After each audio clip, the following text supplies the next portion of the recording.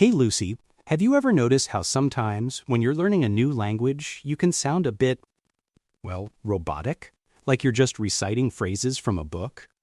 Oh, absolutely, Jane. It's such a common thing. We all want to sound natural, right? But it's easier said than done, especially when you're focusing so much on grammar and vocabulary.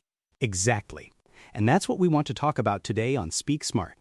How can we and our listeners start sounding less like a textbook and more like a real person having an everyday English conversation?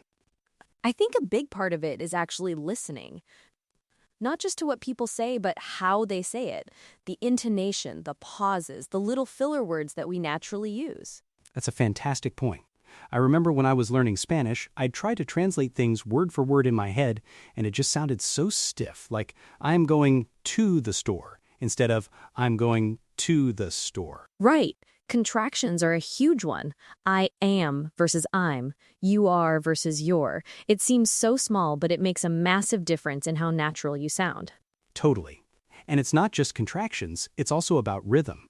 English speakers tend to connect words, almost running them together. Instead of, did you eat yet? It often sounds like, did ya eat yet? Oh, didja is a classic. And what you doing instead of what are you doing? Those informal reductions are everywhere in casual speech, and they can be tricky for learners because they're not always written down. That's so true. It highlights the gap between written English and spoken English. So, for our listeners, how can they start practicing these things? Should they try to mimic everything they hear? I think mimicking is a great starting point, but not in a way that feels forced. Start by noticing. Pay attention to how native speakers pronounce things, especially common phrases.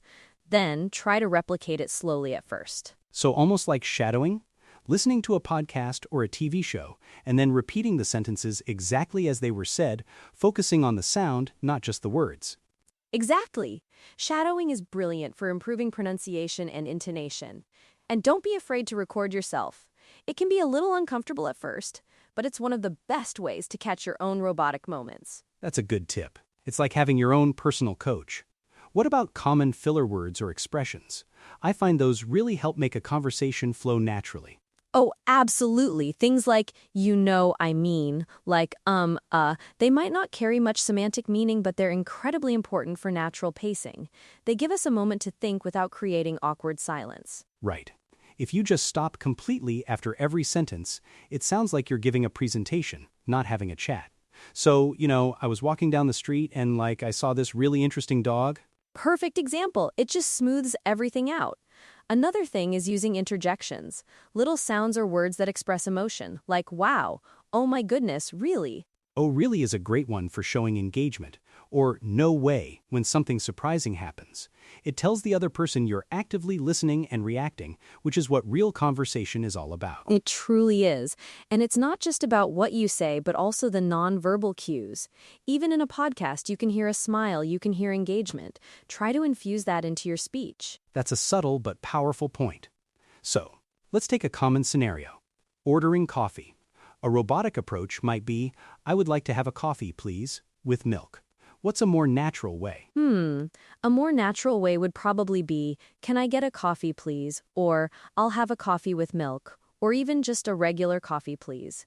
We often shorten things. Yes, I'll have is so common. It implies I will have, but it's almost always contracted. And just a regular coffee adds a casual, easygoing vibe. Right. Or if someone asks, how are you? A common robotic answer might be, I am fine, thank you. And you. Which is grammatically correct, of course, but it's not how most people actually speak. Totally. A more natural response would be something like, I'm good, thanks. You, or pretty good, actually. How about you? It's shorter, snappier, and just feels more like a chat. Exactly. The you at the end is key. It immediately invites the other person to share, keeping the conversation flowing. It's a subtle way of showing you're interested. And it's those little things, those nuances, that really make a difference. What about idioms or common expressions?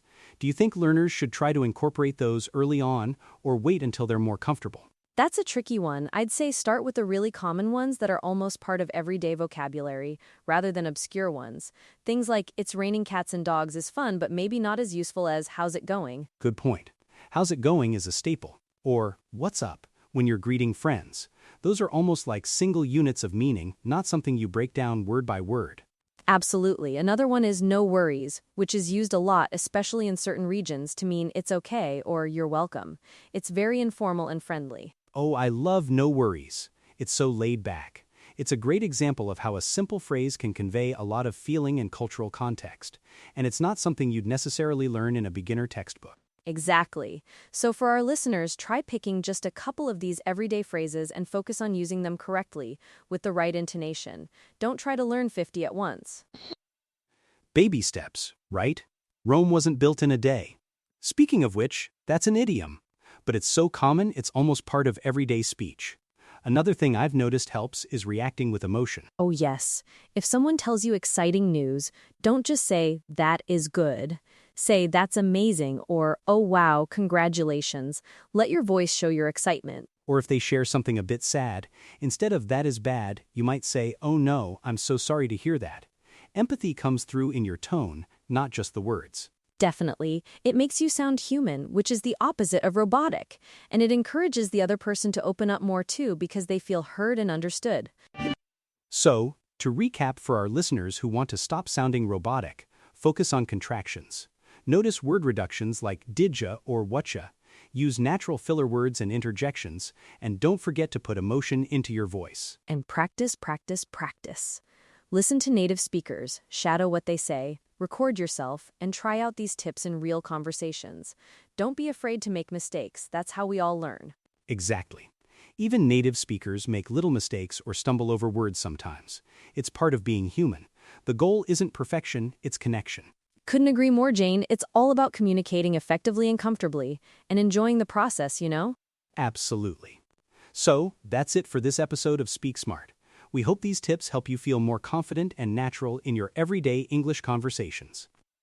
Thanks for tuning in. We'll be back next time with more real talk to help you speak smart. Until then, keep practicing and have fun with it. Bye for now. See ya!